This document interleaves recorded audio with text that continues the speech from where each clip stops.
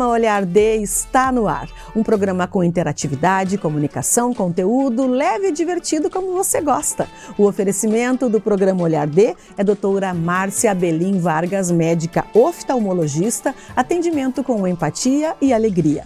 Grenoble Móveis Planejados, projetamos sonhos com design e precisão.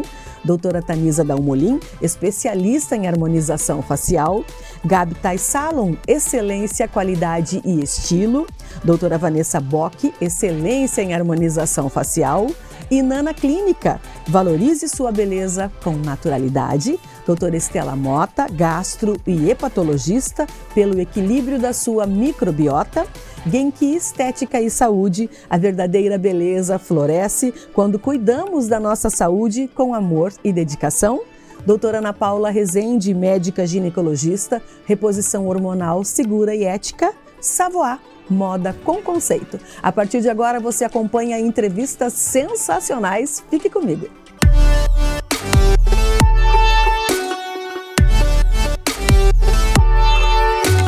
Hoje vamos receber a doutora Vanessa Bock, que vai falar pra gente sobre temas como orelha de abano, ponta de nariz que cai, uma sobrancelha maior, mais alta que a outra. Sabe aquilo tudo que às vezes vira apelido, que às vezes vira um desconforto, um incômodo na vida da gente, dos nossos filhos? Pois hoje nós vamos tratar sobre isso. Recebo com muita alegria aqui a doutora Vanessa. Tudo bem, doutora Vanessa? Tudo bem, Cris. Doutora Vanessa, orelha de abano, aquilo a criança... é linda, às vezes já adolescente, às vezes maiorzinho, às vezes pequenininho, enfim, o adulto. E tem aquela orelha que incomoda, aí a pessoa deixa um cabelo mais comprido, aí muitas vezes voa, ou mesmo com o cabelo comprido aparece a pontinha. É uma coisa que se a pessoa estiver ok com aquilo, tranquilo. Mas se de repente aquilo a incomoda, o que hoje a medicina estética oferece para que isso seja resolvido? Bom, a orelha de abano, é bem como você falou, é uma característica que a gente percebe desde a infância, né? E muitas vezes é uma criança que não amarra o cabelo, que fica usando uma faixinha para disfarçar. Isso. Então, já começa algumas limitações e vem aí os apelidos, né? Os apelidos no colégio, os colegas que chamam e chamam atenção para aquela característica que é diferente dos demais. A gente já sabe que isso é muito comum, né? Exato. E quando a gente fala em crianças, muitas vezes os pais optam por esperar algum tempo, vão deixando passar, por receio de fazer uma cirurgia, por receio de uma sedação. Então, hoje em dia, a gente tem, sim, técnicas não cirúrgicas que podem ser feitas em crianças, né? Claro, mediante, né, a abordagem dos pais, enfim, mas que evitam alguns medos, né? Então, é com uma anestesia local. Ah, que maravilha. É feito com um fio que ele é absorvido, né? E vai conseguir, então, fazer com que essa orelha volte, né? Dê uma retração, né? Nessa cartilagem. Maravilha. E fique... dentro do que, né, anatomicamente a gente quer. Agora, eu acho importante tu trazer isso, porque às vezes os pais falam, eu não vou submeter meu filho a uma anestesia geral, a um procedimento. É estético, né? Isso é estético. Não, filhinho, não dá bola para apelido, deixa pra lá. Só que às vezes vai operar lá com o quê? 12, 14, 15 anos. E quanto tempo a criança vai levar aí, muitas vezes, de complexo, de bullying, de piadinha. Agora, tendo essa possibilidade da pessoa fazer isso com uma anestesia local e um procedimento que dura em média quanto tempo, assim? 45 minutos, mais ou com menos. a presença dos pais ali dentro, no consultório, dando todo aquele apoio, não é traumático para a criança, não é cirúrgico. Né? É colocado esse fio, enfim, ele é colocado com uma cânula, é com anestesia local. E, claro, vai ter já o resultado de imediato, né? Então, já levanta da maca diferente. Quantos vai exigir um cuidado no pós, com todo o procedimento. O que precisa? Aquela faixinha para usar assim no pescoço? Isso, utilizar a faixinha, vai ter que ficar algum tempo sem fazer algumas atividades, mas é assim, pouca coisa, não precisa ficar de repouso, nada disso. Não vai tirar a criança do colégio, nada disso. Quanto tempo o uso da faixinha? Mais ou menos uns 15 dias. Uns 15 dias tem que usar direto aquilo ali. Que teria que usar também no procedimento cirúrgico, no momento que a gente faz a colocação do fio, a gente determina a atração da orelha para o lugar. Mas Entendi. conforme, óbvio, os hábitos, né? Eu posso acabar, como eu vou usar um termo assim mais grosseiro, vou perder a tração do fio, vou mexer nesse fio. Ele precisa de um tempo para cicatrizar e se aderir ao tecido. Então é esse período.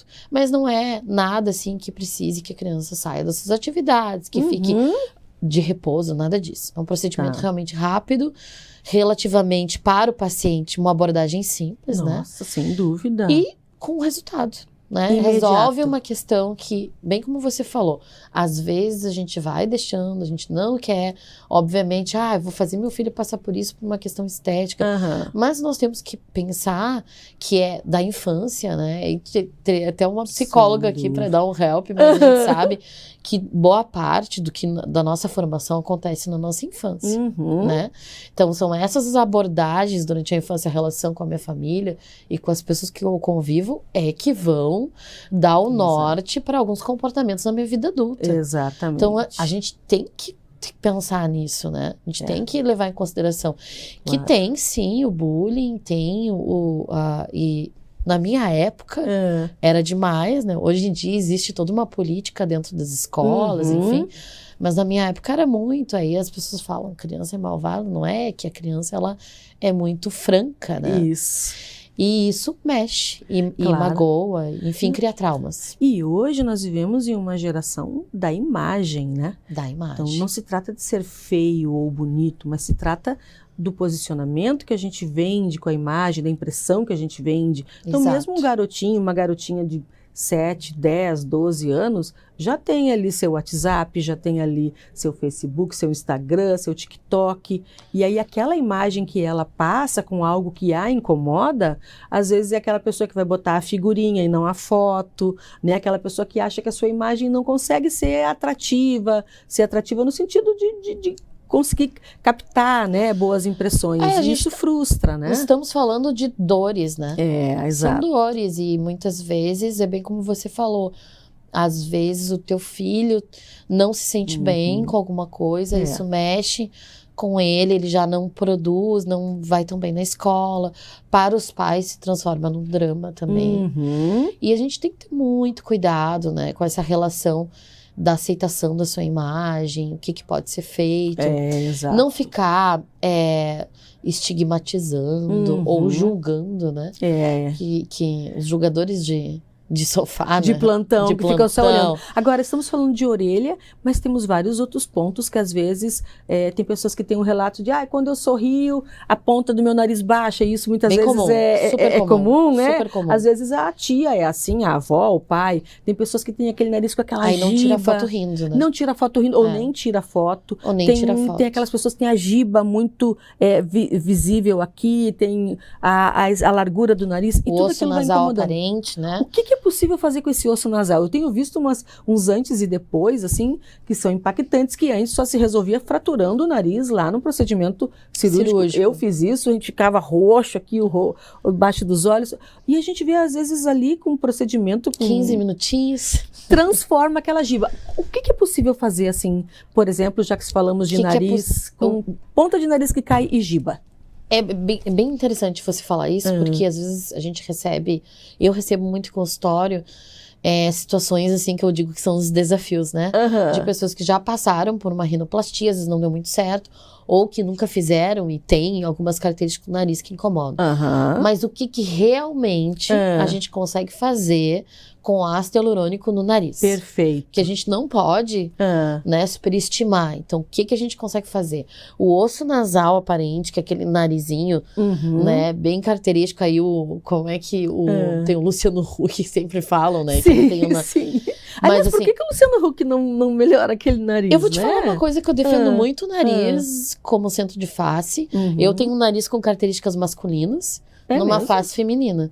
Sim, mas eu acredito que o nariz, por ser um centro de face, quando tem uma mudança muito radical, o indivíduo até não se reconhece no espelho. Isso ele às vezes tem que fazer até um acompanhamento com um psicólogo. Depois de uma rinoplastia. Porque ele é um centro de face. Então, você muda o nariz, você muda, digamos, fica uma mudança muito aparente da face. Sim. Aí você se olha no espelho e não se reconhece. Mas voltando, o que podemos fazer? Sim, Cris, a gente pode deixar o dorso do nariz retinho. Mesmo que seja uma giba acentuada? Sim, podemos. Que loucura. Então a gente consegue deixar esse dorso retinho, a gente consegue elevar a ponta do nariz, tirar esse aspecto quando sorri ele baixa. Isso também é possível. O que não é possível? Diminuir tamanho de nariz. Tipo a base aqui, isso não é possível. Isso cirurgicamente, Tá, né? tá. Então com rinomodelação, que é uma técnica que usa preenchedor, a gente tem algumas limitações. Então, o tamanho do nariz é só cirúrgico. Tá. Claro que, por exemplo, uma coisa é o tamanho. Outra coisa é a aba nasal aberta. Isso! Né? Então, a gente consegue dar um leve fechamento, deixar esse nariz mais delicado. Perfeito. Fazendo a rinomodelação, enfim, colocando o ácido hialurônico em alguns pontos. Mas ao diminuir o tamanho do nariz, isso não. Aí não isso dá. não tem como fazer. Tá. Ou algumas alterações anatômicas na lateral, também não tem como resolver com rinomodelação. Então, especificamente, nós temos aí o perfil do nariz? O perfil do nariz. Agora, porque a giba, ela é óssea, né? É. O que acontece, por exemplo, quando a gente preenche, então a gente equilibra aquele volume da giba? Na verdade, quando a gente preenche, a gente faz um efeito de esconder aquele ossinho. Então, existe onde começa o nariz, né? Aí, para isso, existem métricas que a gente utiliza. A gente chama de radix, né? Onde começa, e todos temos um lugar onde começa. Então, a gente preenche essa região e faz com que deixe todo ele de um único tamanho. Não vai aumentar em largura, isso é uma dúvida muito comum das pessoas. Meu nariz vai ficar grande porque vai botar preenchimento. Não, gente. Pelo contrário. Às vezes o nariz é largo, a gente consegue melhorar o dorso e deixar ele fininho em cima, e quando incide a luz, ele parece um nariz mais fino. Perfeito. Tudo em harmonização é efeito de luz e sombra. Então a gente consegue, através desses efeitos, passar a imagem de um nariz mais delicado, de um dorso reto. Então a gente preenche aonde está muito profundo, equilibra com o osso e ele fica escondidinho lá e fica aquele nariz retinho. Sabe que eu tinha giba e eu tinha tanto complexo com aquilo, mas tanto complexo, que eu passava muito tempo passando a mão e não tirava foto de perfil, e aquilo me incomodava assim extremamente. Passei por métodos invasivos, cirúrgicos, mas hoje eu acho que a gente precisa falar para as pessoas que tem esse complexo, essa frustração, que não tira foto de perfil, como tu falou, né? Elas estão sempre se cuidando para as pessoas não olharem. Isso se resolve com muita tranquilidade. Quantos minutos? Uma meia hora? Um procedimento eu faço assim? o nariz em 15 minutos. Em 15 minutos a gente está resolvendo algo que às vezes incomodava a pessoa por uma vida inteira. Agora, a pontinha do nariz, que às vezes tem narizes, por exemplo, o nariz italiano é um nariz mais expressivo. A gente tem alguns narizes que culturalmente, né, são assim maiores ou menores, mas às vezes a gente tem aquela genética e a gente olha aquela tia que sorri, a ponta cai, a mãe que sorri, a ponta cai, é algo que a pessoa não quer. Só que o que é possível fazer para que ela ponta fique não caindo, mas também não fique aquela ponta artificial, assim, para cima o tempo todo? Ácido hialurônico também, mas a gente não coloca na ponta, a gente coloca nessa basezinha do nariz. E também a gente usa toxina botulínica. Nessa área do nariz? Nessa área do nariz, que a gente tem um músculo que faz esse movimento e que leva, né? Quando a gente fala, inclusive, ele desce. Então a gente relaxa essa musculatura e faz o uso do preenchimento, onde a gente consegue deixar estático. E pode sorrir, pode falar que não vai descer o nariz. Fica aquele nariz ali bonitinho, sempre pronto. Agora, para nós terminarmos essa questão facial, que às vezes gera esses apelidos, enfim, o lábio, né? Antes, o bonito era aquela boquinha muito delicadinha, pequenininha. Claro que tudo é um contexto da harmonização de cada um, de moda também, né? De moda também. Mas hoje a gente vê umas bocas já não tão bocões, como se viu um tempo atrás, mas uma boca expressiva. Ela tem um poder de sedução, de atração. É bonito a gente ver uma boca. Como é que tu vê as mulheres chegando lá, e homens também, cada vez mais a gente tem homens, né? Como é que está essa procura e por qual tamanho? Bocão ou uma boca mais sutil? Agora nós estamos numa tendência de tudo mais sutil e mais natural, né? Isso, inclusive, as famosas estão retirando ácido hialurônico. É verdade. Porque eu sou muito conservadora, porque eu acho que sempre aquilo que é muito, muito, muito, não fica legal. Mas eu acho a boca é o segundo ponto de atração da face. Sim. A boca comunica, né? É. Então, para quem fala, aí fica a dica para profissionais que usam a comunicação, tem que ter uma boca que chame atenção. Se você quer que a sua audiência dê ouvidos a você, boca muito fininha, ou, né... aí a gente vai falar de hiperfiloplastia, que está em desarmonia com a tua face, e você comunica, você usa muito a comunicação, isso está indo contra você. Então, tem tudo isso para ser abordado, né? Sim, e a boca, sim, é um ponto de sedução, né? A boca seduz, uma boca bem contornada, túrgida, ela é muito sedutora. Sim. Mas nem todo mundo pode ter bocão. Né? E a gente fala sobre harmonização, a gente fala sobre métrica facial. Certo. Se eu não tenho um queixo bem estruturado e coloco muita boca, eu vou ficar praticamente sem queixo, visualmente. Vai chamar muita atenção ali pra boca. Exato, e perfeito. O queixo, principalmente quando é o lábio superior. Se eu tenho muito queixo, eu consigo diminuir o aspecto daquela pessoa que tem aquele queixo muito aparente. Colocando uma boca maior. Colocando uma boca, principalmente aumentando o lábio superior. O superior nesse caso. Superior. Olha que interessante. Então, tem pessoas que teriam que passar por uma cirurgia ortognática. Muitas vezes não querem passar, porque é uma cirurgia um pouco traumática. Enfim, tem as suas razões, né? Aí você pode optar por fazer uma harmonização facial e diminuir um pouco o aspecto dessas características que não estão tão boas, né? Tão harmônicas. Tão harmônicas, exatamente. Perfeito. Muita informação importantíssima, que bom a gente poder falar sobre isso. Muito obrigada por ter vindo aqui conversar conosco, mas já vamos conversar por outros assuntos que, gente, pauta interessante aqui é o que não falta. Obrigada, viu, querida? Obrigada, Cris. Voltamos já.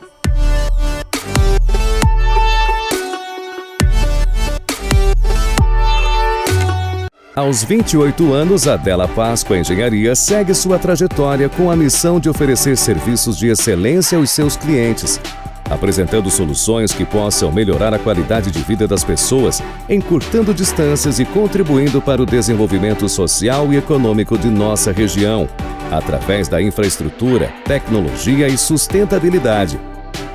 Della Páscoa Engenharia, há 28 anos transformando a cidade e região. Conheça as delícias da nova pastelaria Delivery da região, Império do Pastel. Com um cardápio variado e saboroso, temos opções de pastéis de massa artesanal para todos os gostos, desde os tradicionais de carne até a linha gourmet, como de camarão ao molho da casa. Disponível no delivery ou retirado no local. Tudo feito com ingredientes frescos e de qualidade. Império do Pastel, qualidade e preço bom. Escolha um novo jeito de cuidar do seu dinheiro. Escolha um cartão que é aceito no mundo inteiro. Escolha taxas mais justas de quem não vive às custas de ninguém para prosperar. Escolha cooperar. Olha, o futuro se desenhando. Já imaginou todo mundo cooperando? Escolha um futuro melhor para todos. Escolha cooperar. Escolha Unicred. So darling, take my hand, you got to understand. I don't wanna just be friends. Come away with me and live my fantasy. I don't wanna just be friends.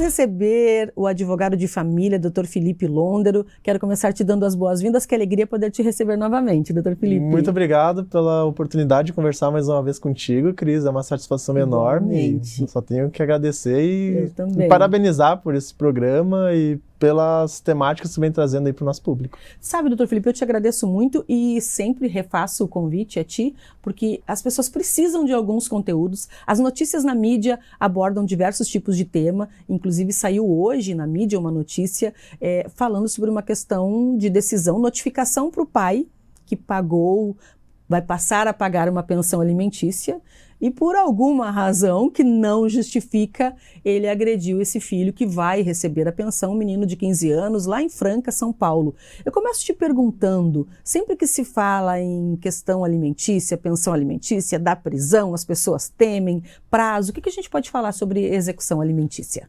Olha, essa notícia é bastante estarrecedora, né? Porque o menor de 15 anos, ele tem o direito assegurado.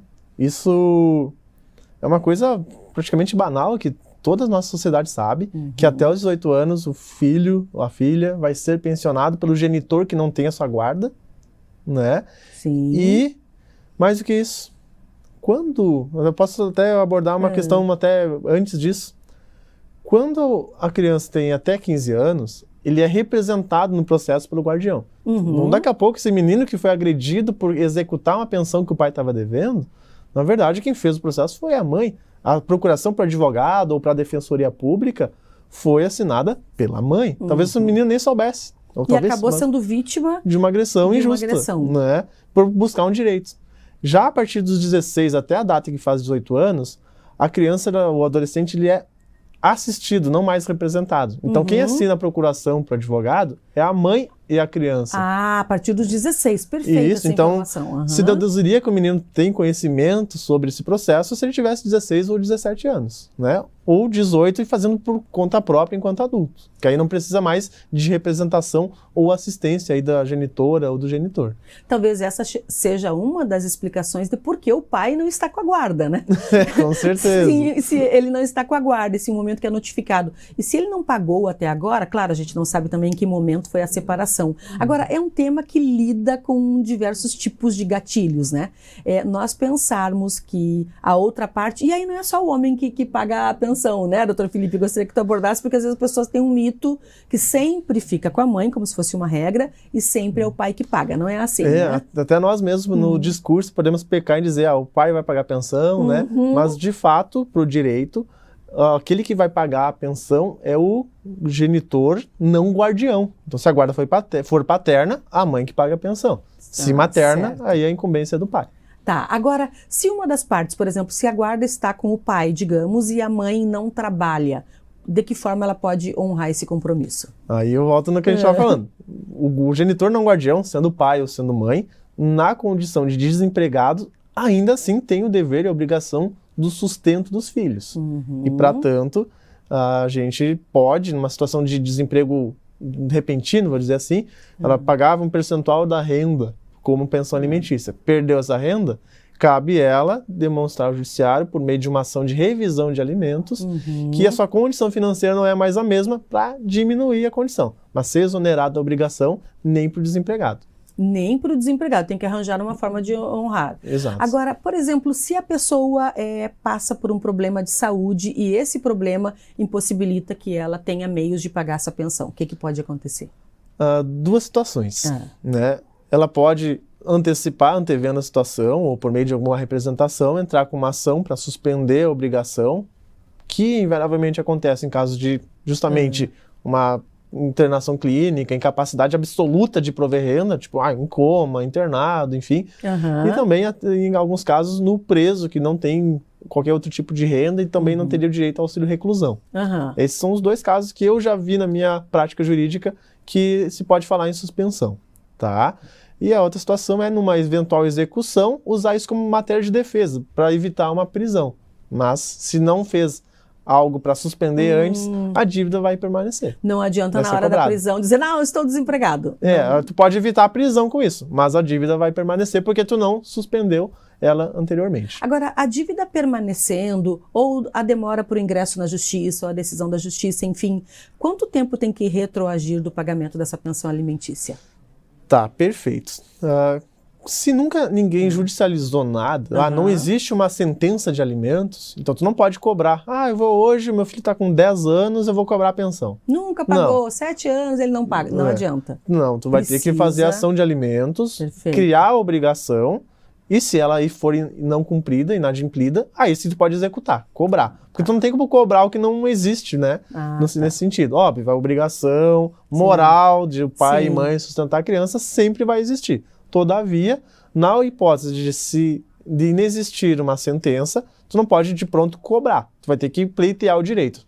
E essa ação, uma vez que se sentencia que a obrigação alimentar existe, ela não vai retroagir desde o nascimento ou desde a separação. Ela vai ser dali para frente ou da citação do processo. Mas, se você está com um filho de 10 anos e nunca cobrou a pensão, essa pensão lá desde o nascimento não vai ser cobrada. Então, geralmente, vai retroagir pouco, né? Já que a execução alimentícia acaba em cadeia, as pessoas evitam, né? Na verdade, a execução de pensão, ela pode retroagir, pode ser cobrado 10 anos de pensão para um menor de idade, quando existe, então, essa sentença. A sentença existe e o pai ou a mãe nunca pagou. Aí sim, vai haver a retroação para, então, cobrar todo o período, né? Se menor de idade. Tá. Já para maiores de idade, existe prescrição e tu pode cobrar no máximo 2 anos para trás, não todo o período de inadimplência. Como chegou aos 18 anos e o pai não pagou, digamos, os últimos 2 anos, é isso? Mesmo que seja uma inadimplência maior. Então, se eu sou maior de idade, tenho 20 anos, 18, 20 e poucos, e o meu pai não paga a pensão há 10 anos, por eu ser maior de idade, existe prescrição, eu só posso cobrar até 2 anos. Então, nesse caso, é interessante que se entre com essa execução antes de completar os 18. Sim, ou tão logo haja a inadimplência. E existe uma reposição, entrei na justiça, agora saiu a execução. Demora esse período? Porque se a pessoa chega a estar sendo executada, ela não está honrando lá com a pensão alimentícia, a criança está passando necessidade, né? Em tese, é para ser rápido, são efetivamente os processos judiciais que tem uma celeridade maior dentro do judiciário, mas a gente está falando de judiciário, então não quer dizer que em 15 dias vai estar entrando dinheiro na conta. Por vezes demora meses, né? E o que cabe a gente dizer também é que sobre como cobrar a pensão. Não tá devendo, vai ser preso? Dependendo, sim, né? Só para se falar em execução no rito de prisão, a dívida deve ser atual, né? Está devendo agora, no mês passado, no mês anterior. E para o ingresso da demanda, tu vai necessariamente cobrar no máximo até 3 meses para trás. Tá devendo 1 mês de pensão, tu já pode entrar no rito de prisão. Mas se está devendo há muito tempo, só vai cobrar 3 meses para trás. Perfeito, e dali para frente.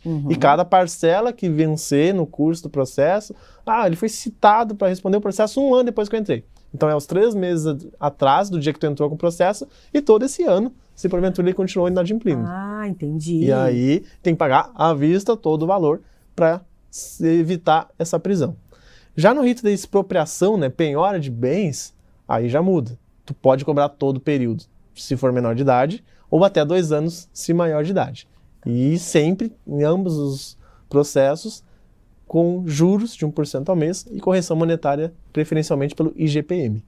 Agora, aquela mãe ou aquele pai que está com a guarda, está passando por uma dificuldade financeira e pensa, não está me dando a pensão, mas eu também não tenho dinheiro de ir à justiça. O que é possível para essa pessoa fazer para ela buscar esse direito do seu filho, mas sem precisar despender assim, algum investimento?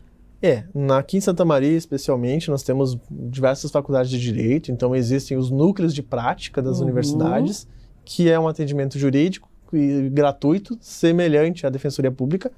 Temos também como alternativa a Defensoria Pública, que são os meios de assistência jurídica gratuita para quem não tem e comprova não ter condições de financiar, né, pagar advogados. Certo. Agora, doutor Felipe, nós estamos falando de pessoas carentes financeiramente, mas nós vemos, inclusive na mídia e no dia a dia, pessoas que muitas vezes têm muitos bens e por alguma razão que em geral é atingir o seu ex ou a sua ex, acabam não pagando ou dificultando ou querendo até, tiram coisas do seu nome que é para poder ter menos posse e pagar menos valor. É frequente tu perceber isso no teu escritório?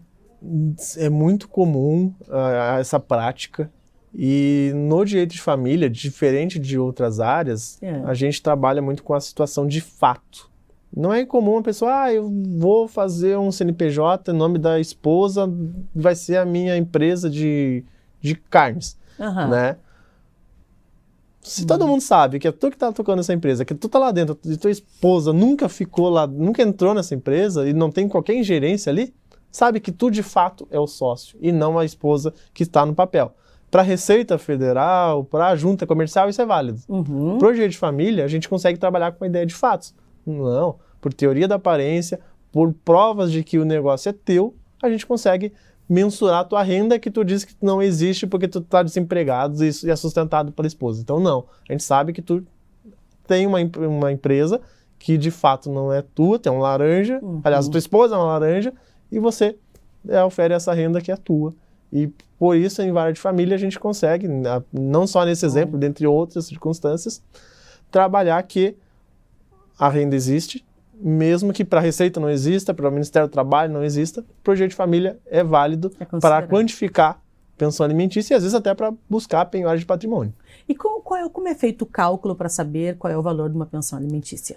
Bom, inclusive nestes casos, né, existe a possibilidade e a necessidade. Como assim? Necessidade. A criança precisa de X. Óbvio, a gente não pode esquecer que a obrigação é de pai e mãe. Tá? Então, o guardião tem a condição dele. O outro genitor, dentro da sua condição, tem que alcançar aquilo que lhe cabe para contribuir com o sustento. Não é meio a meio as despesas. Pode ser. Mas, se há condição de mais, que se pague mais. Porque aí entra o segundo cenário aqui desse binômio, que é a possibilidade. O pai pode pagar tanto. Então, o padrão de vida do filho tem que, na medida do possível, acompanhar o padrão de vida do pagante de pensão alimentícia. Mesmo a questão da necessidade, é um bebê, o que o bebê precisa? Um convênio médico, um quarto confortável, saúde, educação? Educação ainda não, né? Então, ele não precisa muito, eu tenho que dar pouco. Aí entra essa questão da possibilidade. Se o pai pode mais, ou a mãe, tem que pagar mais. Sim, inclusive, atualmente, a jurisprudência do nosso tribunal aqui do Rio Grande do Sul tem se moldado justamente no sentido de padrão de vida. O pai só tem esse filho. Praticamente, o tribunal está determinando o teto, 30% da renda. Por quê? Porque a necessidade é X e a possibilidade do pai é muito maior. Mas se ele pode disponibilizar mais para melhorar a condição do filho, ele vai fazer. Hoje não ficamos restritos à necessidade. Perfeito. Porque o padrão de vida, o pai se tornou multimilionário, ou a mãe, ou quem paga a pensão. Sim. Olha, ele vai poder ter uma condição maior e propiciar esse padrão de vida melhor para o filho. Ele deve fazer. Não somente o mínimo que é suprir a necessidade. Perfeito. Doutor Felipe, muitíssimo obrigado. É um tema que lida com dor, que lida com expectativas. Aliás, no direito de família, acho que o tempo inteiro se lida com isso. Muito obrigada por ter disponibilizado o teu tempo de vir aqui e já fica o convite para nós abordarmos tantos outros temas. Obrigada, viu? Fica o meu aceite, então. Até a próxima. Já muito obrigado. Fechou. Esse foi o programa Olhar D. Espero que você tenha gostado. Amanhã tem muito mais. Olhar D tem um oferecimento de doutora Márcia Abelin, médica oftalmologista, atendimento com empatia e alegria, Grenoble Imóveis Planejados, projetamos sonhos com design e precisão. Doutora Tanisa Dalmolin, especialista em harmonização facial. Gabitai Salum, excelência, qualidade e estilo. Doutora Vanessa Bock, excelência em harmonização facial. E Nana Clínica, valorize sua beleza com naturalidade. Doutora Estela Mota, gastro e hepatologista pelo equilíbrio da sua microbiota. Genki Estética e Saúde, a verdadeira beleza floresce quando cuidamos de nossa saúde com amor e dedicação. Doutora Ana Paula Rezende, médica ginecologista, reposição hormonal segura e ética. Savoie, moda com conceito. Até amanhã!